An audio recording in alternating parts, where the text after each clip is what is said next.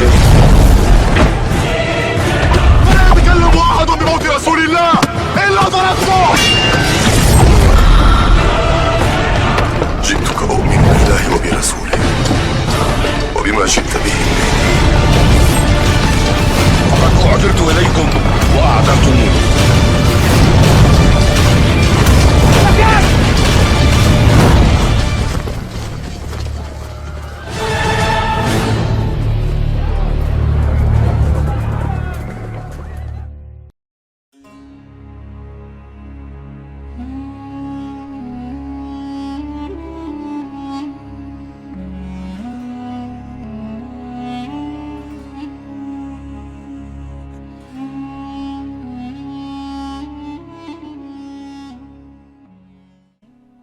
Hikmah dalam kisah Qarun.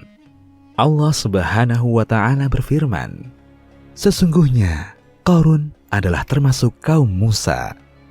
Qarun berasal dari kaum Nabi Musa alaihi salam. Artinya, dia berasal dari tengah-tengah masyarakat yang Nabi Musa diutus kepada mereka. Pertama, Qarun bukan termasuk keluarga Musa. Karena keluarga Musa terdiri dari orang-orang yang beriman berkat dakwah dan risalah yang dia bawa. Karena ahlun, yakni tali keluarga, tidak disandarkan pada kerabat yang tidak beriman. Kedua, bisa jadi Qarun adalah orang yang pada awalnya beriman dengan dakwah Nabi Musa. Ketika Allah Subhanahu wa Ta'ala membukakan baginya jalan untuk mendapatkan harta dan perbendaharaannya, dia lupa dengan seruan yang telah diserukan kepada dirinya karena sibuk dengan kekayaan yang ia miliki. Dan kemudian dia berlaku sewenang-wenang pada kebenaran dan kebaikan. Allah Subhanahu wa Ta'ala berfirman, dan kami telah menganugerahkan kepadanya perbendaharaan harta yang kunci-kuncinya sungguh berat dipikul oleh sejumlah orang yang kuat-kuat. Pertama, Allah telah membukakan untuk Qarun pintu-pintu kekayaan yang luar biasa, seperti emas, perak, dan berbagai macam barang tambang. Kedua, Allah menguasakan padanya ilmu dan pengetahuan tentang cara mengumpulkan harta. Ketiga, Allah menguasakan padanya cara mengolah dan mengembangkan harta, serta cara memelihara dan menjaganya. Keempat, Qarun telah mempekerjakan sekelompok pembantu dan pengawal dalam menjaga harta dan kunci-kunci perbendaharaannya. Kelima, kezaliman Qarun telah melampaui batas. Dia telah menzalimi diri sendiri, kaumnya, dan angkuh terhadap mereka. Keenam, Qarun memiliki sebab-sebab yang dapat menghantarkan dirinya pada kekayaan di bidang ekonomi, hingga dia menjadi pemimpin yang agung. Sepadan dengan kepemimpinan Fir'aun dalam hal politik, keduanya sama-sama memerankan monopoli pasar dan perdagangan, memonopoli pemikiran dan akal masyarakat umum yang lugu, yang rela begitu saja dengan kondisi yang ada. Firman Allah, ingatlah ketika kaumnya berkata kepadanya, janganlah kamu terlalu bangga, sesungguhnya Allah tidak menyukai orang-orang yang terlalu membanggakan diri. Pertama, menunjukkan eksistensi para da'i yang mengingatkan Qarun kepada Allah. Mereka semua turut serta membantu Nabi Musa dan saudaranya Harun. Kedua, perkataan mereka, janganlah kamu terlalu bangga. Artinya, jangan terlalu bangga yang berakibat pada keingkaran dan lupa akan hak-hak Allah. Kebanggaan yang berakibat pada kezaliman dan kesewenang-wenangan terhadap hamba, kebanggaan yang akan menyiksa dan menindas kaum fakir dan lemah. Ketiga, kaum di sini adalah kaum yang telah beriman berkat dakwah Musa alaihi salam. Mereka ingin sekali agar Qarun mendapatkan hidayah. Mereka tahu apa yang bakal menimpa Qarun jika dia tidak beriman. Mereka adalah kelompok orang yang beriman, yang berbicara lantang dalam rangka merubah kondisi dan memperbaiki kerusakan yang telah terjadi. Keempat, di antara kaum tersebut terdapat orang-orang yang belum beriman. Kezaliman Qarun telah menjadikan mereka lemah secara materi fakir, kelaparan, dan sakit. Kondisi tersebut merupakan akibat dari sikap Qarun yang memonopoli perekonomian mereka.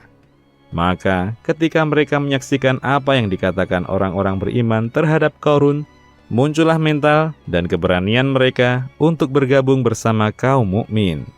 Firman Allah Subhanahu wa Ta'ala, "Dan carilah pada apa yang telah dianugerahkan Allah kepadamu, berupa kebahagiaan negeri akhirat.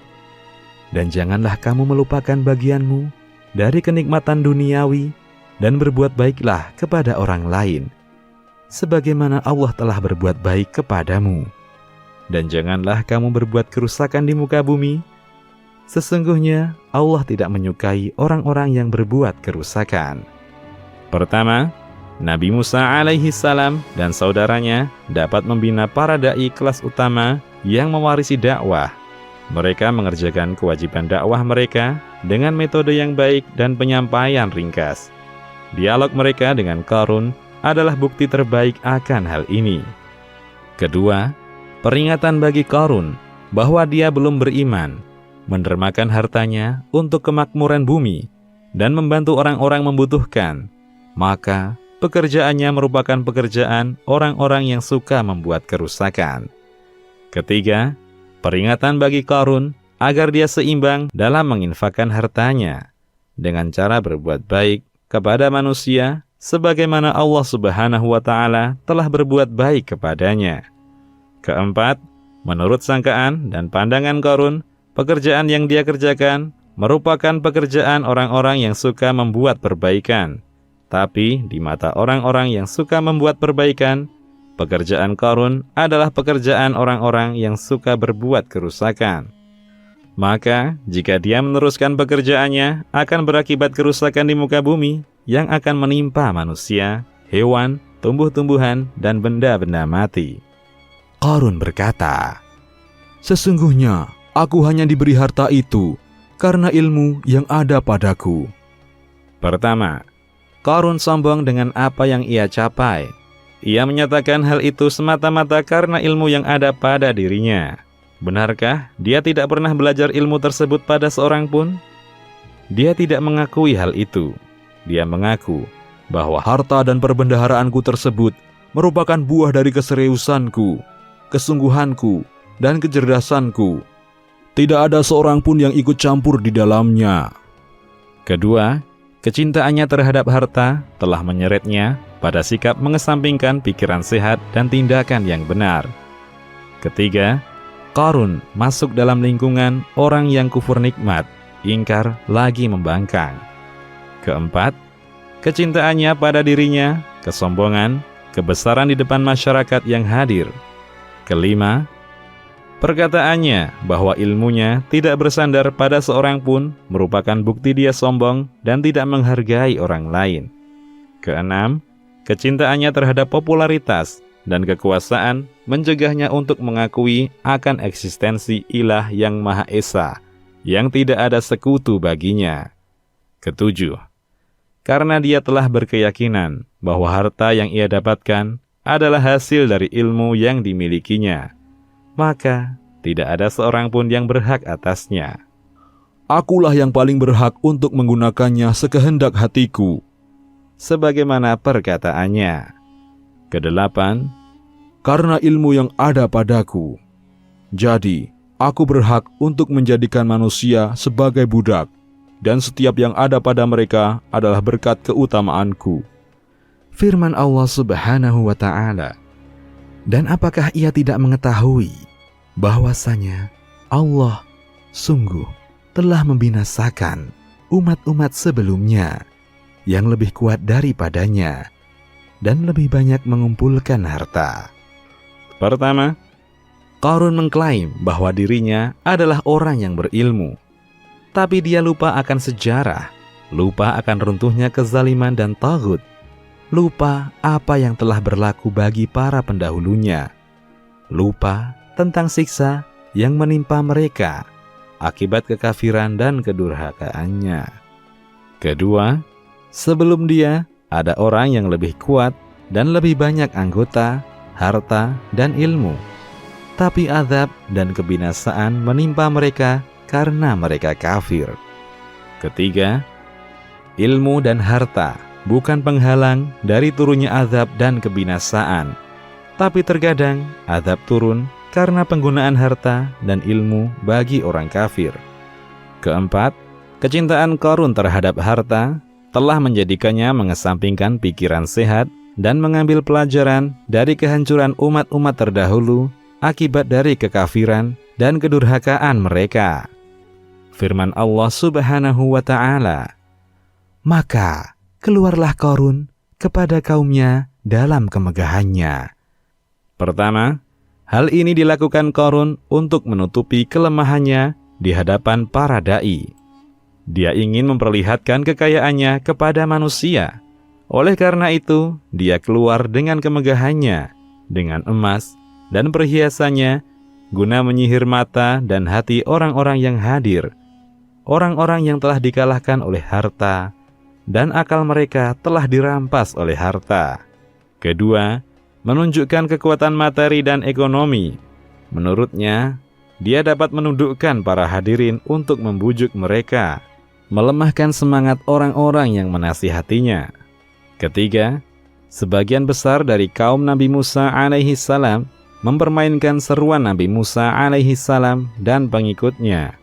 Keempat, Qarun menginginkan hati orang-orang yang mendukung Musa condong pada orang-orang yang memusuhi sang Nabi. Firman Allah Subhanahu wa Ta'ala, "Berkatalah orang-orang yang menghendaki kehidupan dunia, moga-moga kiranya kita mempunyai seperti apa yang telah diberikan kepada Qarun. Sesungguhnya ia benar-benar mempunyai keberuntungan yang besar." Pertama, satu bagian terbesar masyarakat yang akan senantiasa ada di setiap zaman, yaitu manusia yang berangan-angan agar memiliki apa yang dimiliki oleh orang-orang kaya berupa harta dari perbendaharaannya. Kedua, bagian masyarakat ini dapat dikenali dengan kondisi imannya yang lemah, mudah goyah, dan tidak teguh dalam menghadapi kesulitan.